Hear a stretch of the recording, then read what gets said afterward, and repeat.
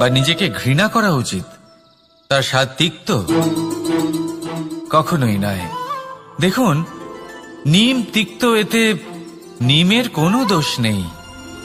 দোষ হলো জিহ্বার, যে মিষ্টি পছন্দ করে, তিক্ত পছন্দ করে না।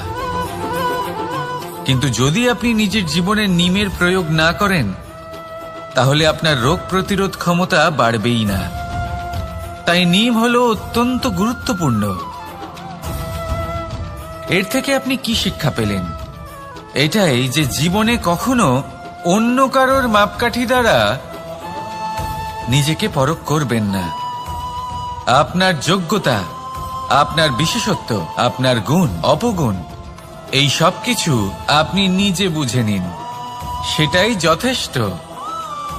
আসুন আর আমার সাথে ভালোবেসে বলুন, রাধা রাধা। আমরা সকলে জীবনে ঈশ্বরের কাছে কিছু না কিছু প্রার্থনা করি, আর ঈশ্বর যখন আমাদের মনস্কামনা পূরণ করেন তখন আমরা প্রসন্ন হয়ে যাই। কিন্তু যখন ঈশ্বর আমাদের মনস্কামনা পূর্ণ করেন না, তখন আমরা ভাবি, সন্দেহ করি যে সত্যি ঈশ্বর আছেন। আপনাকে একটা কথা বলি, আপনি যদি ঈশ্বরের সম্মুখে নিজের ইচ্ছে বা মনস্কামনা রাখেন আর ঈশ্বর তা পূরণ করেন, তার অর্থ হলো ঈশ্বর এটা জানেন যে আপনার তার প্রয়োজন রয়েছে। কিন্তু যদি আপনি কামনা করেন আর তা পূর্ণ না হয়, তাহলে শুধু এটা মনে রাখবেন যে ঈশ্বর সেই সব দেখতে পান যা আপনি দেখতে পাচ্ছেন না। দ্বিতীয় কারণ হলো এটা, ঈশ্বর এটা খুব ভালো করে জানেন যে যে ইচ্ছে আপনি রাখছেন, সেই ইচ্ছে আপনি নিজের জোরে পূর্ণ করতে পারেন। তাই যদি আপনার ইচ্ছে ঈশ্বর পূর্ণ করেন, তাকে ধন্যবাদ জানান। আর যদি উনি আপনার ইচ্ছে পূর্ণ না করেন, তাহলে আরো ধন্যবাদ জানান। কারণ হয় উনি আপনার মঙ্গল চাইছেন, বা উনি আপনাকে ততটাই যোগ্য বলে মনে করছেন যে আপনি নিজেই নিজের ইচ্ছে, নিজের স্বপ্ন পূরণ করতে পারবেন। নিজের কর্ম করতে থাকুন, জীবনের সামনে এগোতে থাকুন, আর আমার সাথে ভালোবেসে বলুন, রাধা রাধা। একটা গাই আর একটা বাছুরের মধ্যে কেমন সম্পর্ক থাকে? একটা গাই নিজের বাছুরকে ডাকে, আর সেই বাছুর হাজার হাজার গাইয়ের মধ্যে থেকেও নিজের মাকে চিনতে পেরে যায় আর নিজের মায়ের সাথে এসে জড়িয়ে পড়ে। আর কিছুটা ঠিক এরকমই সম্পর্ক হলো আপনার কর্ম এবং আপনার কর্মফলের মধ্যে। আপনি যেমন কর্ম করবেন, আপনার কর্ম আপনার কর্মফলকে ডাক দেবে, আর আপনার কর্মফল কোথাও না কোথাও থেকে আপনাকে খুঁজতে খুঁজতে এসে আপনার সাথে জড়িয়ে পড়বে। তাই উচিত এটাই হবে যে আপনি সৎকর্ম করুন, কারণ ঈশ্বর যদি আপনাকে আপনার ভুলের জন্য ক্ষমা করেও দেন, আপনার কর্ম কিন্তু করবে না। তাই যদি আপনি দুষ্কর্ম করতে চলেছেন, তাহলে আপনি প্রস্তুত থাকুন, আর যদি আপনি শুভ কর্ম করতে চলেছেন, তাহলেও আপনি প্রস্তুত থাকুন। আপনার কর্ম যেমন হবে তেমন ফল আপনার কাছে নিজে থেকেই চলে আসবে। আজ না হোক কাল, কাল না হোক অন্য কোনো সময়, অবশ্যই আসবে। আসুন আমার সাথে ভালোবেসে বলুন, রাধা রাধা। কোনো বাড়িতে, কোনো পরিবারে যখন কারোর জন্ম হয়, তখন তা কত সুখের মুহূর্ত হয়। সেই ছোট্ট সন্তান যখন কিছুটা বড় হয়, সে হাঁটার চেষ্টা করে, আর সেই প্রক্রিয়াতেও খুব বড় একটা শিক্ষা লুকিয়ে রয়েছে, ঠেলে দেওয়া। যখন আপনি হাঁটতে চান, সামনে এগোতে চান, তখন আপনি কি করেন? নিজের পায়ের তলার যে মাটি, তাকে আপনি পেছনে ঠেলে দেন। ব্যাস, এই একই জিনিস তো জীবনেও শিখতে হবে। এবার যদি আপনি জ্ঞানের পথে অগ্রসর হতে চান, তাহলে অজ্ঞানতাকে পেছনে সরিয়ে দিতে হবে। যদি আপনি প্রকাশের দিকে এগোতে চান, তাহলে অন্ধকারকে পেছনে সরিয়ে দিতে হবে। যদি আপনি ভবিষ্যতে সফল হতে চান, তাহলে অতীতের যে অসফলতাগুলিকে পেছনে সরিয়ে দিতে হবে। যে জল বইতে বইতে থেমে যায়, তাকে আমরা নালা বলে থাকি, তার থেকে দুর্গন্ধ বের হয়। কিন্তু যে জল বইতেই থাকে, তাকেই আমরা পবিত্র জল বলি। তাহলে আপনিও কর্ম করতে থাকুন, কখনো থামবেন না, আর আমার সাথে ভালোবেসে বলুন, রাধা রাধা। যোগ সমস্যার সমাধান করতে পারবেন। এবার যদি কথা বলি সব থেকে কঠিন সময়ের, তাহলে সেটা হলো বিচ্ছেদের। যা মা সীতাকে সহ্য করতে হয়েছে শ্রীরামের জন্য, রাধা কৃষ্ণকেও সহ্য করতে হয়েছে। যে ব্যক্তি বিচ্ছেদের সময় সঠিক পথে চলে এসেছে, সে জীবনে অনেক শ্রেষ্ঠ স্থানে অবশ্যই পৌঁছতে পারবে। এবার যদি কথা বলি সব থেকে জরুরি এবং গুরুত্বপূর্ণ সময়ের, তাহলে সেটা হলো সংযোগ। সকলকে সাহায্য করতে থাকুন। আপনি অন্যদের সাহায্য করে তাদের যত আনন্দ দিতে পারবেন, ততটাই আনন্দ আপনারও জীবনে অবশ্যই আসবে। আসুন আর আমার সাথে ভালোবেসে বলুন, রাধা রাধা। কামবোধ, এটাই আপনার অন্তরের প্রথম শত্রু। বেশিরভাগ মানুষই কামবোধ বলতে লালসা বোঝেন, কিন্তু এটা সম্পূর্ণ সত্য নয়। কামের আসল অর্থ হল কামনা। এটা খুবই সহজ ব্যাপার। মনুষ্য শরীর থাকলে, মানুষের মন থাকলে এই কামনা অবশ্যই থাকবে। এবার এটাই দেখতে হবে যে এই কামনা নেতিবাচক কামনা নাকি ইতিবাচক কামনা। অন্য কারোর জিনিসে নজর দেওয়া, অন্য কোনো মানুষের উপর নজর দেওয়া, কোনো অনুচিত বস্তুর দিকে নজর দেওয়া, এই নেতিবাচক কামনা। আর এই দুষ্কামনা মানুষকে দিয়ে অপকর্ম করাবে। তাই মনে রাখবেন, যে ব্যক্তি নিজের কামনাকে নিয়ন্ত্রণে রাখতে পারেন, তিনি সঠিক পথেও থাকেন, সঠিক লক্ষ্যে পৌঁছতেও পারেন। যিনি কামনা নিয়ন্ত্রণে রাখতে পারেন না, তিনি তার পথও হারিয়ে ফেলেন এবং লক্ষ্যচ্যুতও হন। তাই মনে রাখবেন, নিজের কামনাগুলিকে নিয়ন্ত্রণে রাখুন। কাম নামক এই শত্রুর ওপর বিজয় লাভ করুন। আর আমার সাথে ভালোবেসে বলুন, রাধা রাধা। আমাদের জীবনে দুই ধরনের সম্পত্তি হয়ে থাকে।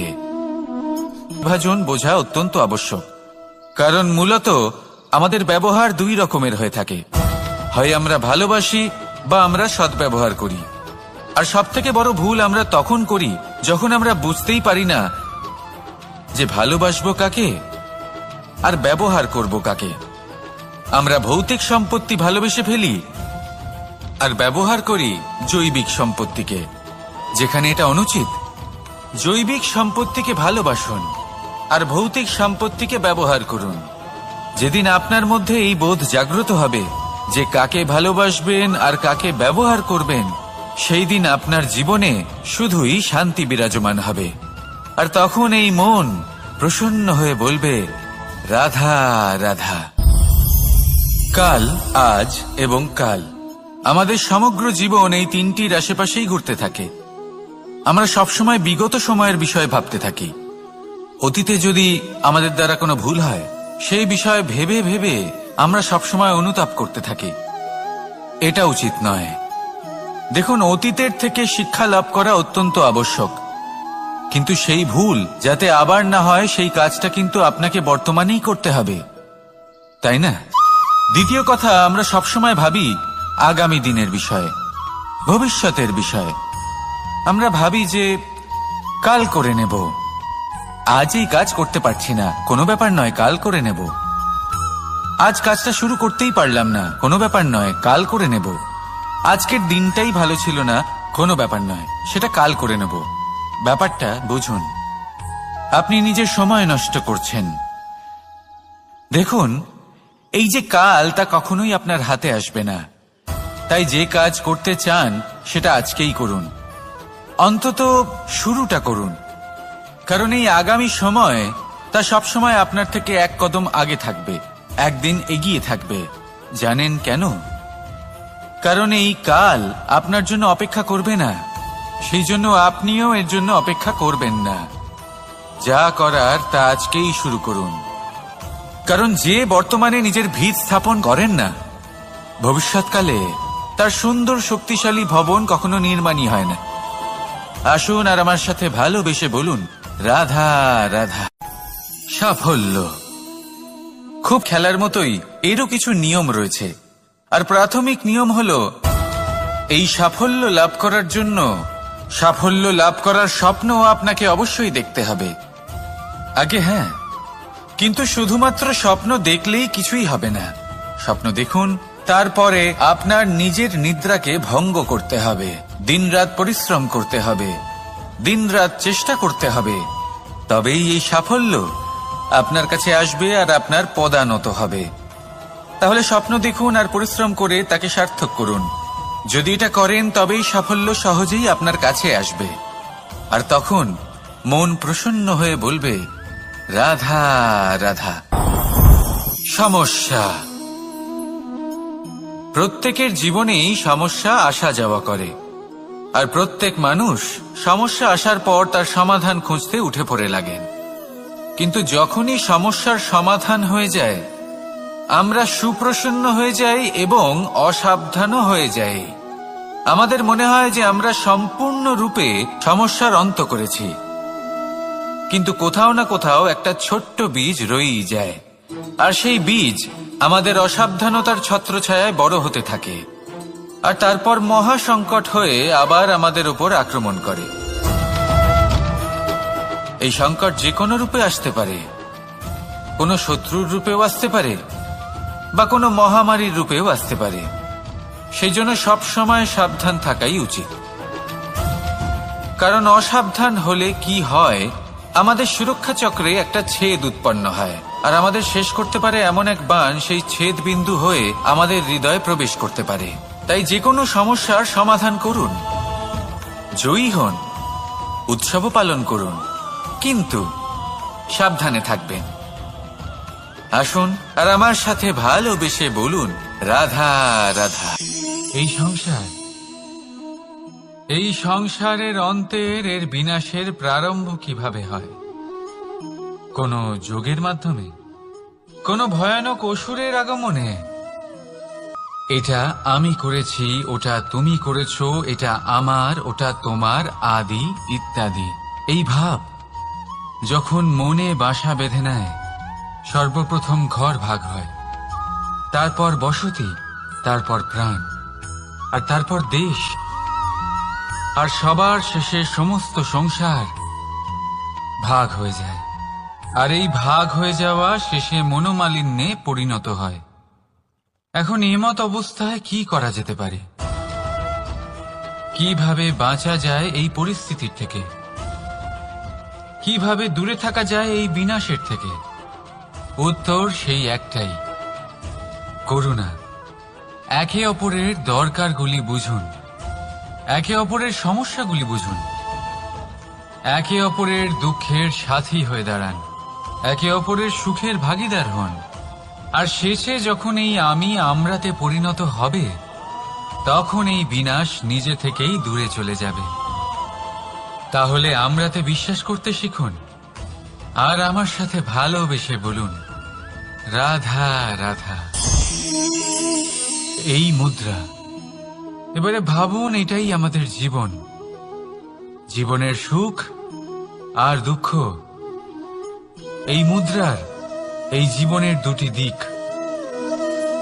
কিন্তু যখনই আমরা ঈশ্বরের কাছে প্রার্থনা করি, তখনই আমরা সুখ চাই, আর সেই সুখ আসেও। আর যখনই সেই সুখ আসে, তখন ব্যক্তি সর্বপ্রথম তাকে ভুলে যায় যে দুঃখের সময় ওনার সাথে ছিলেন। আর এমত অবস্থায় উনি সাহায্য করেন না, উনি করেন উপকার। আর এই উপকারের বদলে মানুষের থেকে উনি নিজের জন্য শ্রদ্ধা চান। আর সেই শ্রদ্ধা, সেই চাহিদার কারণে উনি নিজেকে অন্যদের থেকে শ্রেষ্ঠ, অন্যদের থেকে ভিন্ন মনে করতে বিবশ হয়ে যান। আর আলাদা হবার কারণে তার মধ্যে জেগে ওঠে অহংকার, আর সেটাই হয় তার পতনের কারণ। এবার এতে কি করা যেতে পারে? কি চাওয়া যেতে পারে ঈশ্বরের কাছে? এই প্রশ্ন অবশ্যই মনে আসে। ঈশ্বরের কাছে চান সুখ, শুধুমাত্র ততটাই যাতে অহংকার না আসে, আর দুঃখ ততটাই যাতে শ্রদ্ধা না চলে যায়। রাধা রাধা। এই সংসারে এমন কিছুই নেই যে সব সময় একই থাকবে। যা কিছু নির্মাণ হয়েছে তা একদিন অবশ্যই ভেঙে পড়বে, কিন্তু এই ভেঙে যাওয়ার বিশ্লেষণ আপনি কিভাবে করবেন তা আপনার উপরে নির্ভর করছে। ওই আকাশের দিকে তাকান, ওই মেঘ, ওটাও ভেঙে পড়ে, কিন্তু নিজে ভেঙে পড়ার সাথে বর্ষাকে তৈরি করে যায়। মাটির ডেলা অবশ্যই ভেঙে পড়ে, কিন্তু ব্যবহারযোগ্য মাটির রূপ নিয়ে। এই ধরিত্রীর বুকে কোনো এক বীজ যখন ভেঙে পড়ে, তখন ধরিত্রীর উপর এক বিশাল আকারের বৃক্ষ নির্মাণ করে। যদি জীবনে কিছু ভেঙে পড়ে, তাহলে নিরাশ হয়ে পড়বেন না, নিজের সাহস হারাবেন না। ধনাত্মক দৃষ্টিভঙ্গি দিয়ে দেখতে চেষ্টা করুন। মনে করুন, নিয়তি নিশ্চয়ই আপনার জন্য আরো ভালো কিছু ভেবে রেখেছে, যা ভবিষ্যতে আপনার প্রতীক্ষা করছে। ধনাত্মক চিন্তা ভাবনা করতে থাকুন, তারপর দেখবেন শ্রেষ্ঠ রচনা নিজেই তৈরি হবে। রাধা রাধা। চলতে থাকা, থেমে যাওয়া, বিশ্রাম নেওয়া, তারপর দম নিয়ে পুনরায় দাঁড়িয়ে পড়া, আর তারপর আবার সেই পথ চলা। এটা জীবনের অভিন্ন এক অঙ্গ, এটার থেকে আপনি পালাতে পারবেন না। কিন্তু এই অঙ্গকে আপনি নিজের জীবনে কিভাবে প্রয়োগ করবেন, কিভাবে তাকে কাজে লাগাবেন, সেই সিদ্ধান্ত আপনাকে নিতে হবে। যারা হেরে যান তারাও জীবনে থমকে যান, আবার যারা জেতেন তারাও দাঁড়িয়ে পড়েন। যারা হেরে যান তারা হাঁপিয়ে দাঁড়িয়ে পড়েন, যারা জিতে যান তারা দাঁড়িয়ে পড়েন সেই সর্বোচ্চ স্তরে পৌঁছে গিয়ে।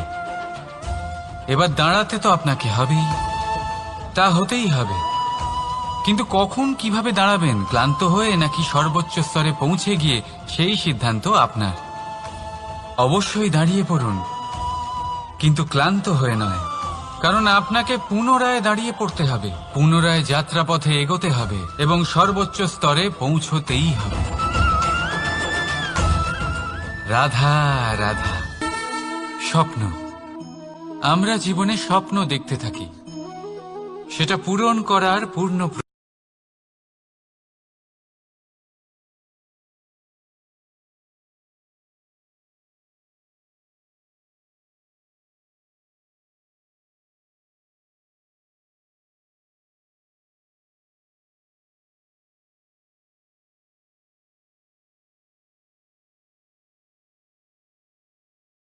রাধা রাধা। কেন? কারণ এই সফলতা সুখ আর দুঃখের দ্বারা প্রাপ্ত হয় না। সফলতা প্রাপ্ত হয় নিজের উপরে বিশ্বাস করতে থাকে। আকাশের ওই সূর্যকে দেখুন, সূর্যের বিশ্বাস আছে নিজের উপর যে সে শুনে খুব বড় একটা কারণ থাকে, আর সেই কারণ আমাদের অন্তরে সুপ্ত থাকে।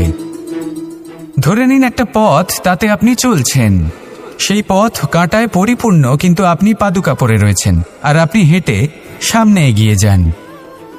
এবার এমন একটা পথ এলো যা পুষ্পে ঢাকা।